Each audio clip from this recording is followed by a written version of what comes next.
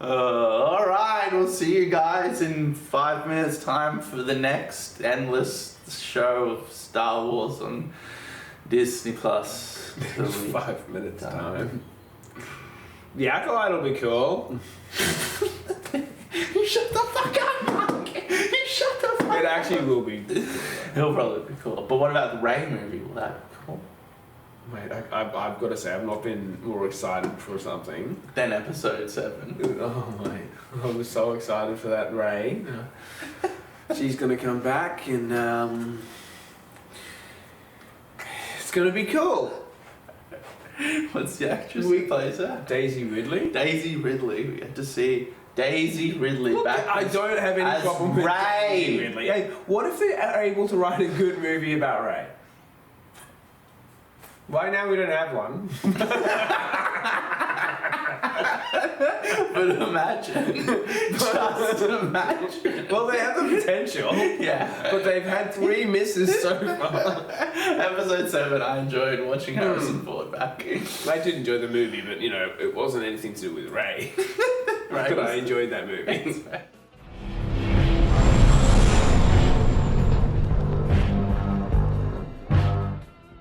So, we're opening with C-3PO rocking up and Deus Ex Machining Hera's situation here via Leia.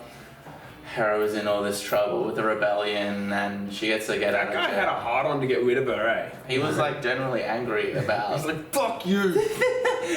No, it wasn't true. You broke the laws. You're wrong. You disobeyed a direct order. No, I disobeyed you. It's like, is he your boss? Because that's a direct order if that's the case. Yeah. Is that not the way it works? That is just exactly because the rest of them didn't order it all at the same time? Yeah. But Leia bailed her out here. Do you remember that episode of Rebels with Leia? Yes. That was one of the worst episodes of television I've ever watched in my life. Mostly every episode of Rebels is the worst episode of television I've ever seen in my entire life. And the thing that's hurting me is I'm watching a lot of posts about people watching Ahsoka or people recommending Rebels, right? And then it's all these people in comments go, yeah, no, I think Rebels might be the best piece of Star Wars to ever come out, and all this shit in the comments, and I'm just like, these guys are either taking the piss, or they cannot be fucking serious. Half of them are like in their 30s, like our age. You know, I'm like, you could not seriously watch Rebels and think, oh, fuck yeah, this is so much better than Empire Strikes Back. I mean, no, you can't think that. That's dumb. But I work with like a kid who's like 20, and he like generally likes Rebels and Clone Wars. He's like nostalgia, right? You go up with them? Yeah, and I think we look at stuff with a far more critical, analytical eye than a lot of people. I think a lot of people just like turn the TV on and just let it like wash over them as they just like have fun watching it. Try to not think about their terrible lives. Where like my brain's like, I've done too many reviews. I've changed my brain. I swear. I know. I can't go to a movie anymore. You've done the same thing to me, you bastard. No, now it's the same. It's just like. It's like scanning, and then I'll have to watch it again to enjoy it. Yeah.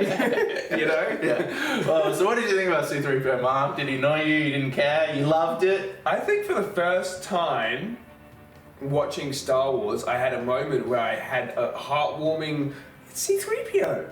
And I've never felt that for C-3PO before in my entire life, because I hate that cunt. That's fair. Like, I mean, I don't hate him, you know. He's annoying. He annoys the shit out of me, but for some reason, it just felt right for me at this moment. Disney first brought Star Wars and he kept on popping up and everything, even like where it shouldn't have been. Like they had to have him in like a shot of Rogue One and shit. I'm like, yeah, I don't know. I didn't hate it. I didn't love it. It was just kind of C-3PO. It didn't annoy me as much as it would have like 3 years ago. 3 years ago, I would have been like, oh, can we get him off the screen? I was just like, okay. As long as we don't get CGI de-aged Leia, that's fine. Well, yeah, to me, I felt like it was a clever way to throw Leia in there so she's still doing shit without doing some weird shit. You know what I mean? They threw C-3PO there. He was, you know, her droid. If anything, she was the only one who could fucking stand him. Yeah. This must be post-Han bloody Han Solo, though, because fuck, he couldn't stand him. Yeah, that's fair.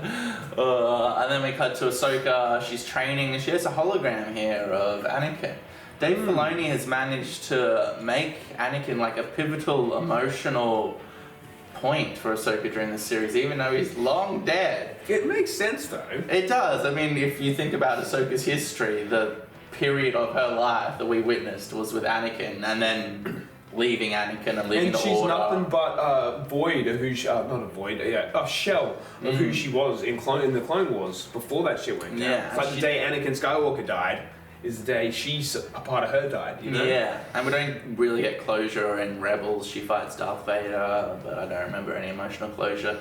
So they do go on a little fucking arc here. The way she's talking to Sabine later on and stuff. Like I feel like she's taken what Anakin taught her on board, and she's like, Sabine, it's all cool, blah blah blah. it's like as soon as she had that like battle with the post Darth Vader Anakin Skywalker, Yeah. she has stopped repressing the past, repressing everything about him, because that's what she was doing before. Yeah. No, fuck that guy, he turned to the dark side. But now, even though she doesn't agree with what he's done, Yeah. she can remember the good side of him. Yeah. And she says And he it was makes a her good happier. master. Like, she smiles now. She never fucking smiled before. All she did was very rare. Yeah. And now, when Sabine, like, you did this thing, which before she went down, she was pissed. Yeah. And then now she's just like laughing with her, and you know, Yeah. it's like, yeah, it's all Anakin. She's watching his holo recordings again. She's finally come to terms with it, and it's making her whole. Yeah, it's like emotional closure after all of the horror. Were you okay with that? You thought it was a cool, like the whole her having all these holograms and shit? I have no issue with it. It's fascinating that Dave Filoni is managed to make Anakin such a pivotal point in Ahsoka's emotional arc, and she does have like a tiny emotional arc in this, even though he's dead. I admire the integration of Anakin, and it all makes sense and it feels natural. I mean, I was saying it for years to our reviews that fucking.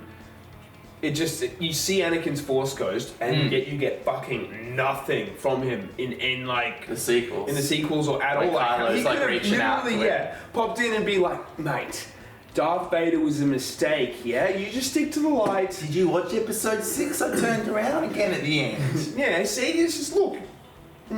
I look better than you, I'm not the mate. bald cut. I'm the young cut. Yeah, mate. Well, my hair's all feathered and shit. Beautiful, mate. Yeah. And then, the whale comes out into a fucking minefield, a very sudden, like, action sequence. All the whales hyperdrive off, which is a plot point later on.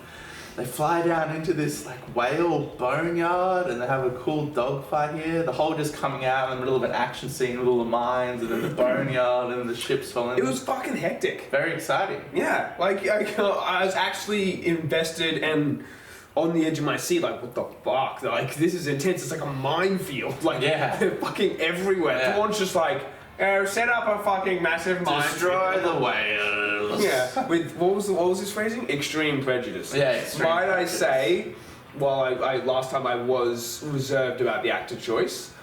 Once again, just because I didn't agree with the casting choice doesn't mean they can't do the role right. I fucking think he's nailing it. Good. He's so conniving. They really sinister and confident.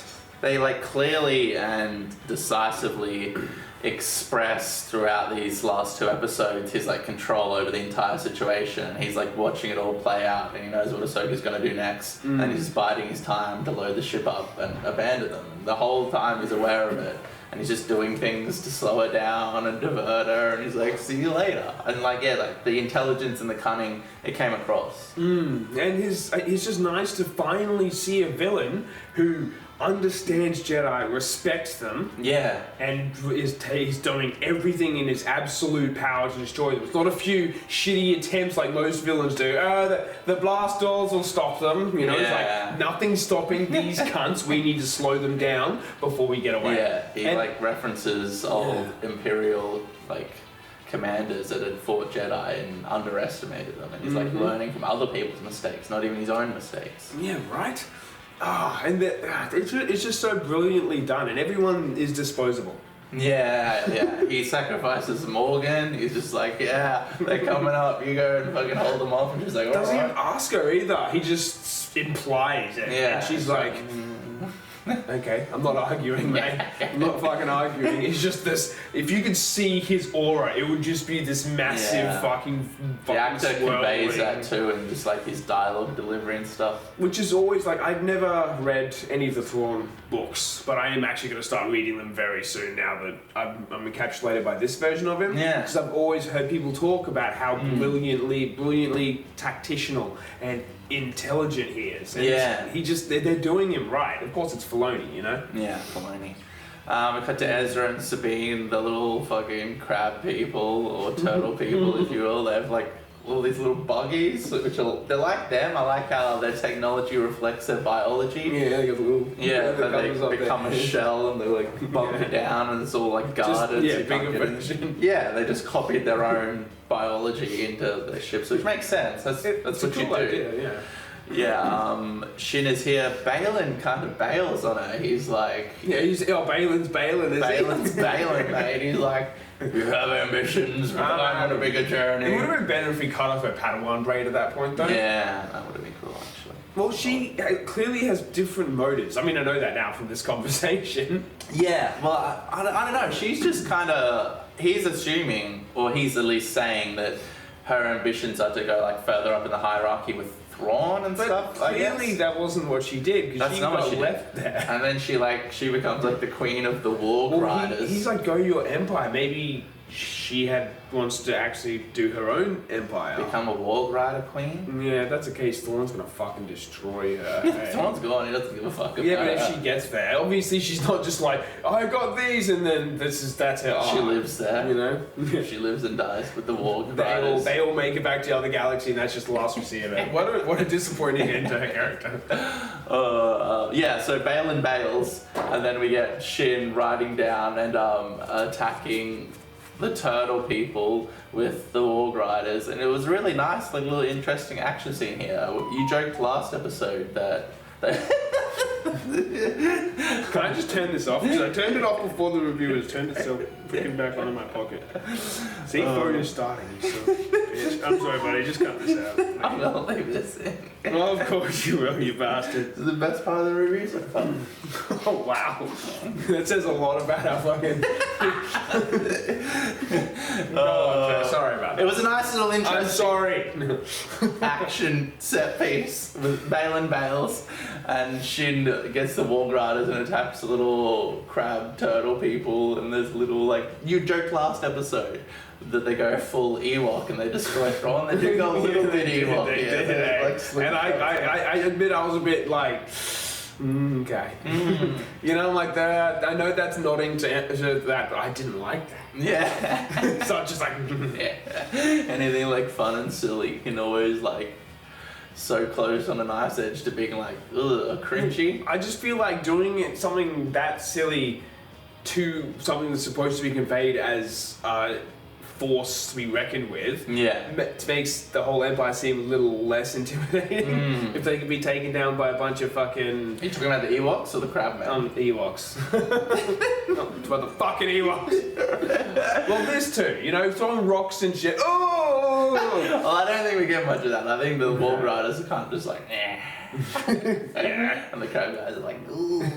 But either way, I just think it's silly. That's fair, that's fair. And then like this battle just becomes so much more like complex. We got like and they hop out and shit, and they're just like, oh, let's fucking do this. Ahsoka jumps down and she's like fighting with Balin, awesome action sequence. And then we got Shin engaging with Ezra and Sabine. Ezra's just forcing it, and then we got like stormtroopers flying in. So we got like the crab people, we got the Warg Riders, we got stormtroopers, we got Balin, we got Shin, we got Ezra, we got Sabine, we got Ahsoka. Just going and they're all just like fighting each other at the same time. We got Enoch, the commander guy, coming down, and then Thrawn just observing the whole thing. It was just like, it had a lot of like twists and turns, and like these people are winning and these people are winning, and like it was exciting. Yeah, you used to know what was going to happen next. And those character moments, there was fucking everything. It was great. Yeah. What did you think of Ezra just using the Force as like his weapon against these fucking Warg Riders? You know, I'm okay with it. Ezra's alright in this. Yeah, I wouldn't say I love him. I don't say I love him or anything, but he's doing pretty good. I'm okay with him. He does still feel like Ezra. He does feel like Ezra, and but less annoying, so that makes me happy. Yeah. I think that was always my biggest thing about Ezra. He's fucking annoying. He was like a little kid. He was a teenager, so he was a bit like whingy and complaining. You can do them not annoying though. Yeah, you can. Yeah, for sure. Like Ellie from The Last of Us. There you go. There you go. Of course, my mind goes straight to The Last of Us. Eh? I mean, that's a It's like, can I reference this to The Last of Us? Yeah, done. I have a Expanse fucking tie-in, and then we can talk about the Expanse. Enoch, you know, the cool fucking stormtrooper guy? Mm-hmm. That's Wes Chatham, who plays Amos. Fuck off. Yeah, legitimately. I didn't know when we filmed our review for the last one, and then That's fucking... I remember- guess you wouldn't know one of the masks, would you? I remember hearing it ages ago, like before you'd watched The Expanse, that he was gonna be in Ahsoka, but then I completely forgot about it, and then I seen it on fucking... Now I want to see him without his mask on. Yeah, I tried to listen to his voice, but I didn't really pick up much of... I mean, if he's even Wes Chatham. doing a voice with the distortion of the helmet and shit. It's pretty distorted. But yeah, fucking kudos to Wes Chatham. Fuck yeah, Plays- that makes me really happy. Yeah, he plays one of the greatest sci-fi characters ever, and one of the greatest sci-fi series ever, and now he gets to be in Star Wars.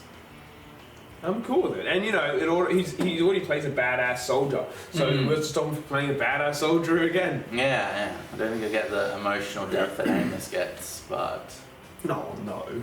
that was like 80 hours of fucking character development. Enoch's not gonna get And that. then go so much further than that. But he's got cool armor.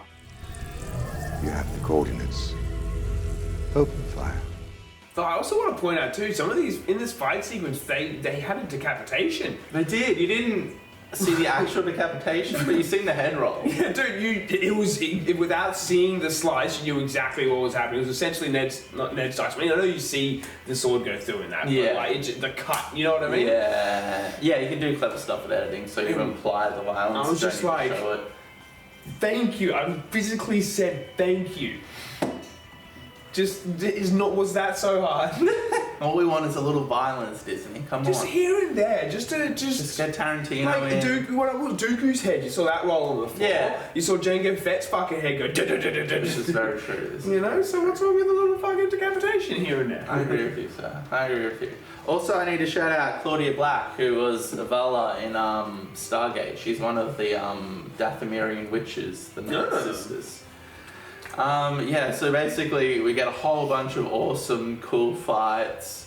Balin versus Ahsoka, Shin versus Ezra, and fucking Sabine. It all kind of coalesces, and then they pull the troops out, and Morgan's like, we lost, and Thrawn's just like, no. Ahsoka's lost the one thing she didn't have. Time. Just expecting you to be like, She's run out of time. And yeah, so there's a ticking clock element with the so ship. confident. It's brilliant. Every time they cut to him, I'm like, is he gonna say It words? just captivates the whole scene. It's like watching bloody Heath Ledger's Joker. Yeah. Every time he's talking, you are completely Get enthralled. drawn And in. if anyone is to try and speak to me in Your that kids moment, say anything, you just batter them away. Like, shh. Roland's talking. oh, he's just so good. He's done such a good job. What do you think these things, the cargo is that they're loading into the Star Destroyer to super hyperdrive out? Fucks me. I think they are bodies. When you see them right at the end and they go to Dathomir, you see like in the cargo hold, I'll show it now, and they look like the size of bodies. And when you see the Night Sisters reanimating bodies in this episode, so I think they're going to get an army that's like reanimated bodies. Possible. But I mean, Could I don't also be. I can't remember what they're called. Oh, it's in Legends. They were like the next big thing. They were completely different. They weren't Empire. They weren't fucking Sith. They weren't. They were like these creatures which were like naturally resistant to the Force. Fascinating. They were Wunchan Bong or some shit. They were some really weird tribal sort of name. And I know fuck all about them. But in Legends, they were like this big thing, and they came after Thrawn in the Legends continuity, I'm pretty sure. And it was like nearly wiped out the Republic. Interesting. And it could be possible that Thrawn may view them as a weapon and bring them in. If anyone is going to bring expanded universe stuff into canon, it's going to be Dave Filoni. There's good shit in Legends. Fucking take it and tweak it Of how you course. want. Like, You've Jesus. got like fucking 30 years of like writers writing about Star Wars. There is bad stuff, but there's fucking brilliant stuff in there. Yeah, bring it in, Disney.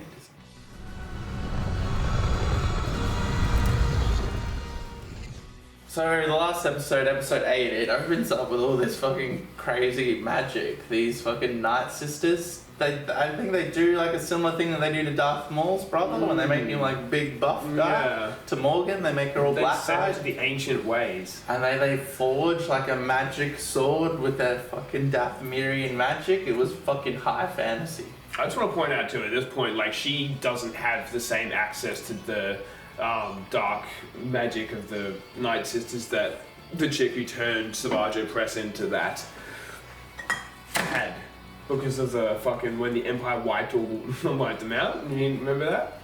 Yes. When cities just turned on them and fucking wiped them off the face of the planet. Well, there's like the big thing in like Jedi Fallen Order, you go to Dathomir, which it's a really cool storyline. You fight Night Brothers, which are like, you know, what Maul and Savage were like before they got turned.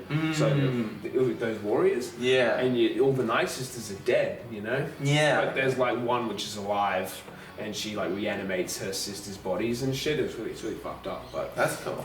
Which is, I guess, what they're doing in this too, right? Reanimating bodies. Yeah. What did you think about like the high fantasy elements, the zombies, the magic, the sword that's conjured out of nothingness? You know, I actually sat there thinking about the conjured sword for a while. Like I wasn't immediately against it or for it. I was kind of like, I'm going to assess this for a bit. Like, I know this thing can stand up to a lightsaber. There's no way they make this much of a big deal. She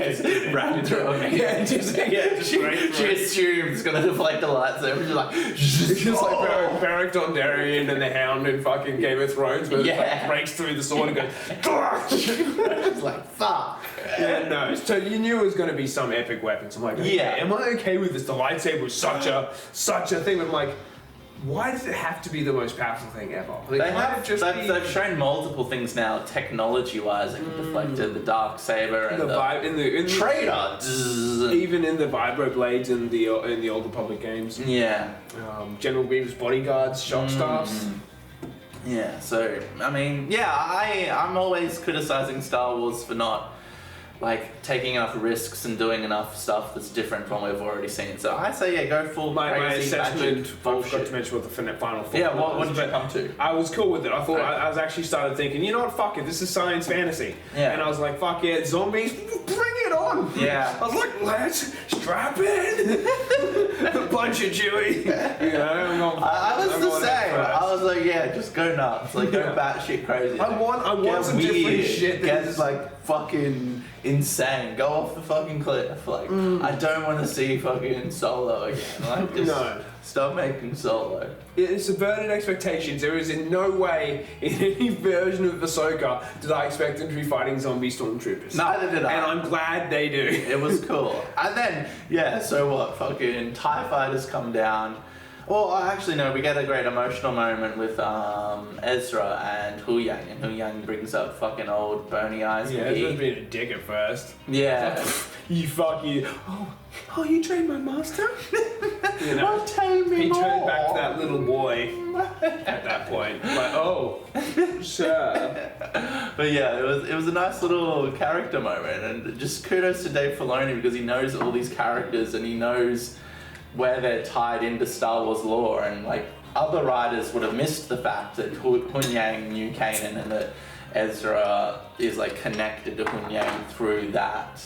Like, but Filoni's fucking onto it. He knows all these characters. He knows their history. Yeah, well, otherwise we're just going like, fuck, we need to make some new characters. I got no one who can fit this role. It's like, but they already exist. You do. Yeah. Just watch the fucking show. You're doing it. And then so there's a little emotional beat with fucking Ezra, Sabine. She kind of gets a little because her and Ahsoka are like at odds, and she walks out. And they have a little nice emotional moment. And basically, Ahsoka has learnt from Annie, little Annie, that like people fuck up, people make mistakes, shit happens. But if you're just there for somebody to support them through it, it's better in the end. We also learned why Ahsoka abandoned Sabine's training. It was during the Purge of Mandalore, which is tying in... Before we get to that, can I just mention something back to the Ahsoka and Anakin? Yes. I just want to say that I loved the way, she kind of, he always had my back, no matter what. Yeah. And she realized I haven't had Sabine's back. Yeah. You know, she's been critical, she's been like judging, you know, but when she thinks back on Anakin, exactly. Thrown on her face while she's sleeping. No matter what happened, even when she the Jedi turned their back on her because they thought that she was but it was what's her face who was actually turning to the dark side. Anakin just never for a second even suspected Ahsoka for being anything, you know, and then that's when she left the Order because of that whole thing. But I just thought that was really beautiful because of course Filoni, he made Ahsoka. He fucking knows what runs through her, and it just felt like such a powerful thing to me. You know, George Lucas made Ahsoka Anakin's apprentice. Filoni wrote her as Plo Koon's apprentice, and Lucas was just like, "Oh, she's Anakin's apprentice." And Filoni's like, he doesn't have an apprentice. He's like, "Oh, yes, she does." He's just like, no, you don't understand. I'm George Lucas. She's Anakin's.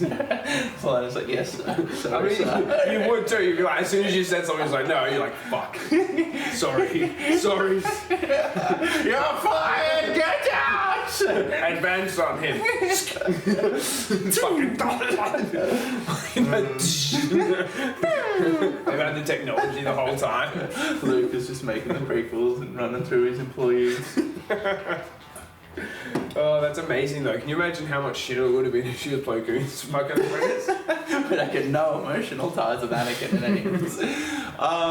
So the reason Ahsoka bailed on training old Sabine, it's revealed in this episode, is that the Purge of Mandalore, which was canon that was set up in The Mandalorian, during the process of Mandalore being destroyed and the surface being made into glass and her family getting destroyed, Ahsoka didn't want Sabine to reach her higher limits and power because she thought that she was being corrupted by all this anger and pain stuff.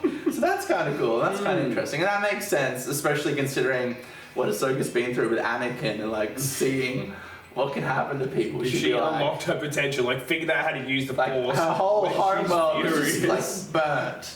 Yeah, and it makes fucking complete sense. And it just ties up this nice little emotional arc that we've been on with all these characters since episode 1. You're like, okay, that makes sense. Their relationship was damaged at the beginning, now they've kind of healed their relationship, and Ahsoka's kind of healed their relationship with Annie. A TIE fighter comes down, it attacks a ship, Sabine manages to destroy them, she drives Ahsoka's ship into the TIE fighters physically. And everyone said, did this ship's blasters not work? I don't know. I knew there was a problem wouldn't with that damage the ship? It's some way just driving it in TIE fighters. It completely fucked it, didn't it? Maybe, yeah. Well, they shot at it and it's kind of fucked up and she's like, boost the boosters, and then it just crashes. So yeah, fucking Thrawn once again has just managed to get more with two TIE fighters. Well, it's nothing to him. And he's like, worthy sacrifice. We've brought time. She's lost even more of the time. And they get on the wargs and they just ride up to the front door. So it's let's just ride up to the front door, and fucking Thrawn's lay fucking hellfire down upon them, and it's crazy. It's the ground is blowing up, shit is exploding, it's insane.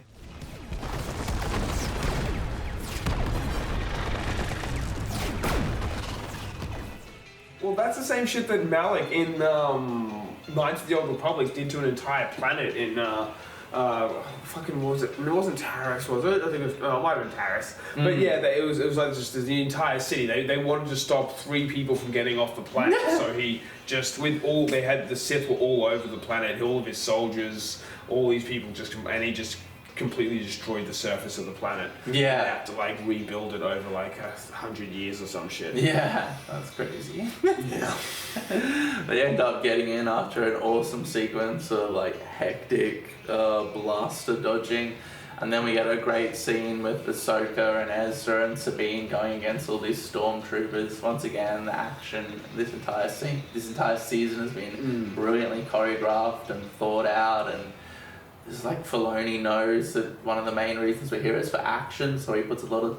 Well, I don't even know if it's him, but there's a lot of time and effort that's being put into the action scenes. And it feels nice. Oh yeah, brilliant. Tense. Just well done, the score suits it, The score is super tribal and interesting and tense and suspense and interesting, it's not generic.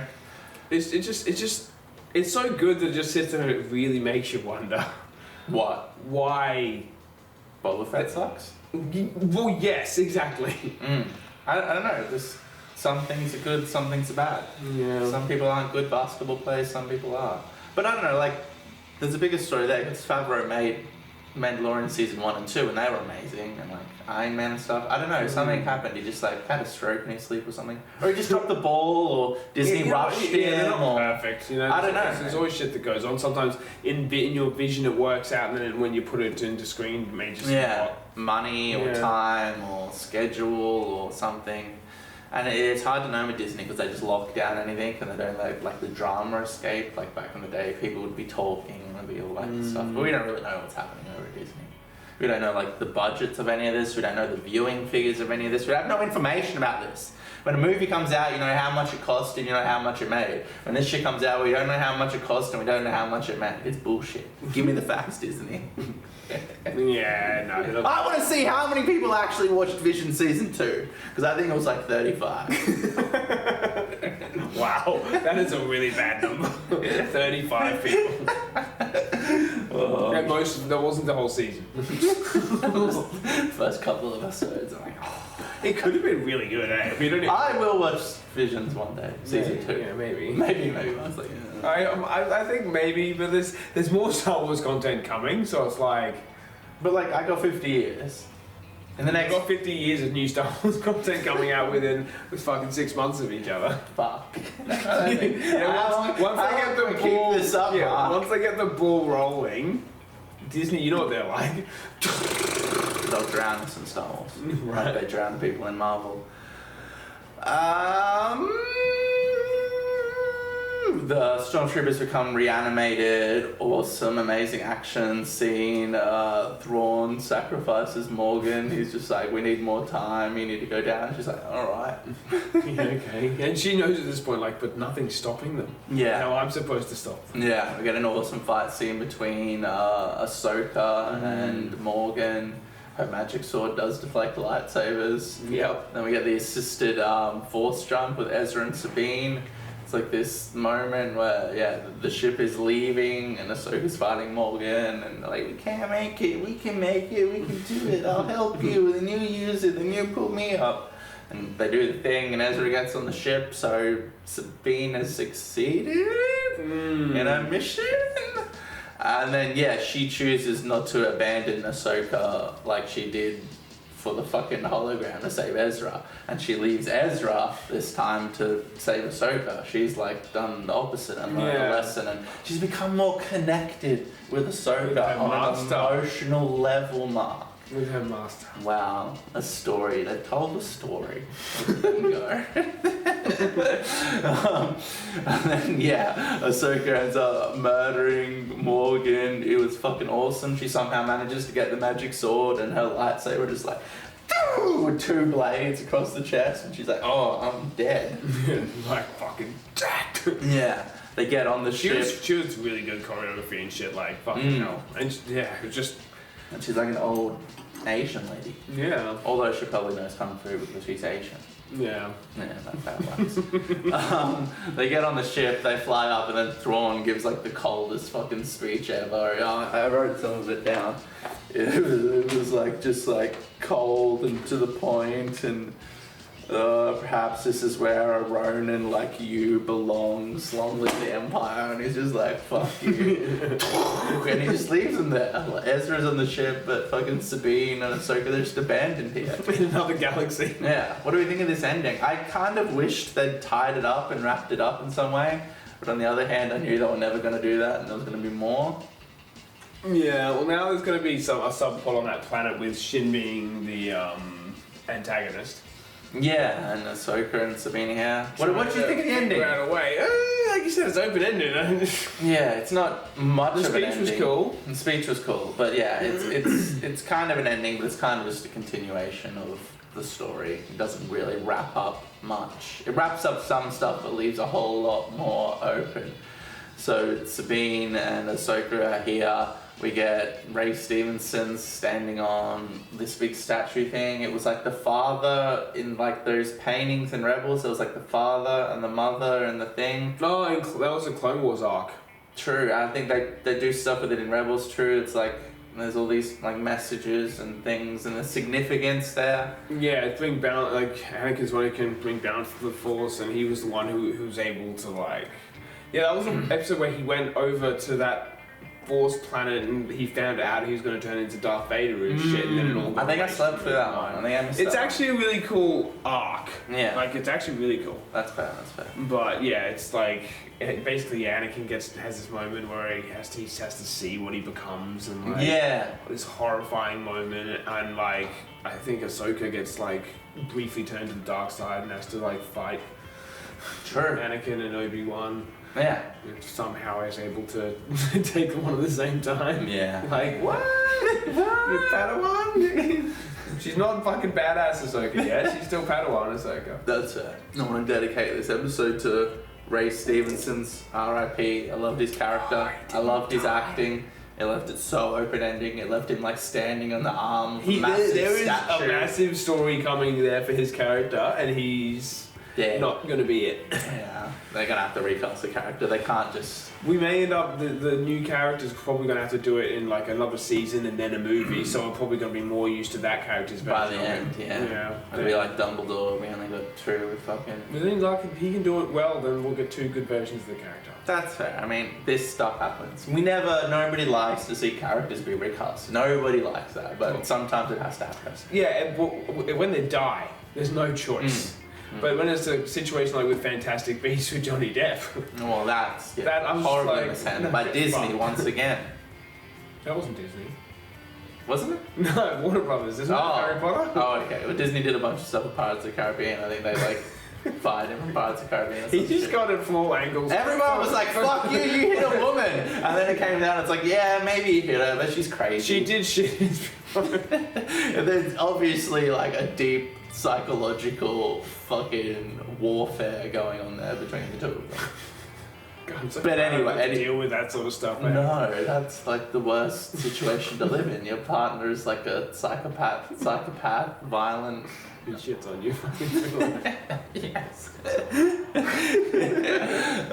We see the owl. What's the significance of the owl, Mark? It's in Rebels. It shows up with Ahsoka in scenes after something happened or something. I watched all these hours of Rebels and Clone Wars, but it was hard to engage, so I feel like I watched them and didn't obtain the important information that I watched it to do. You napped through I went through the pain, and I got some of the important, but I missed a lot of it. The owl, there's an owl? I mean, dude, I don't know anything about this fucking owl, but like, yeah. Well, this is the problem with not watching the fucking thing, list I sent you with the fucking... Although this is all Rebel shit, there's no list for Rebels, it's all trash. We know in none of the episodes. Rebels. No, wait, what's the episode between Ahsoka and fucking Darth Vader and that's it? That's the one with the Inquisitors. Actually, I think it's the one after that. That's the arc. It's the 2 But episodes. you just watch that episode where they fight. Oh, okay. You don't watch them. Nothing else from Rebels.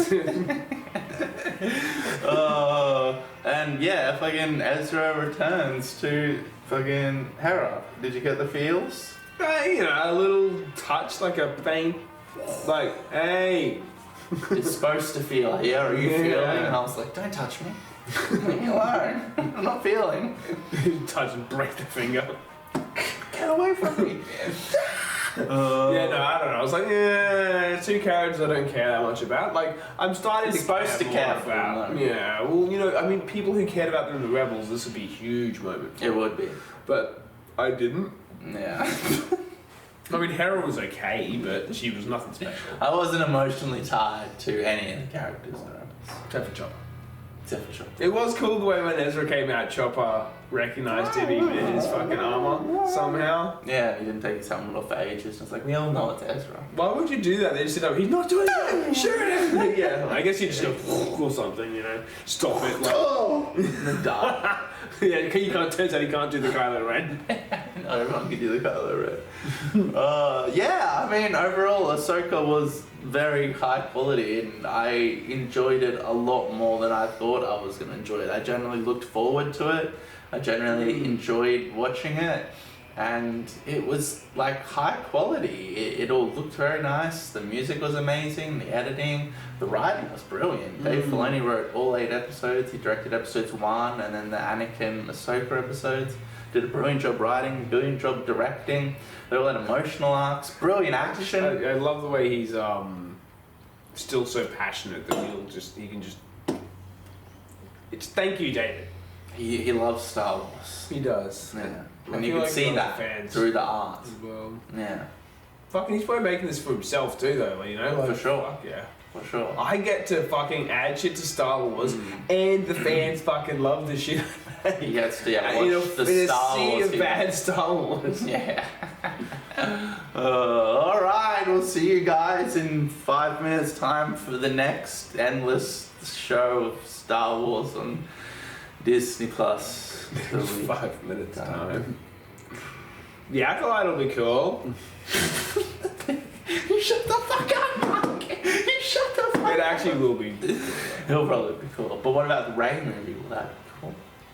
Mate, I've got to say, I've not been more excited for something. Then episode 7. Oh, mate. I was so excited for that Rey. She's going to come back and it's going to be cool.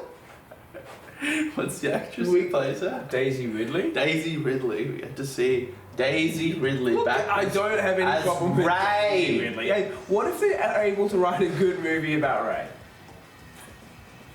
Right now we don't have one. But imagine. Just imagine. Well, they have the potential. Yeah. But they've had 3 misses so far. Episode 7, I enjoyed watching Harrison Ford back. I did enjoy the movie, but you know, it wasn't anything to do with Rey. Rey But was- I enjoyed that movie. Alright, we'll see you guys for the Rey review. Wasn't there some Expanse thing? Oh, we already talked about that, didn't we? Did we? We talked about The Expanse? Watch The Expanse. It's better than Ahsoka. It's better than the Clone Wars. Just watch The I remember you Expanse. saying like something about the Expanse and then it tying in perfectly. Oh, Wes Chatham was in it. Oh, Did we talk about The Expanse? Watch The Expanse.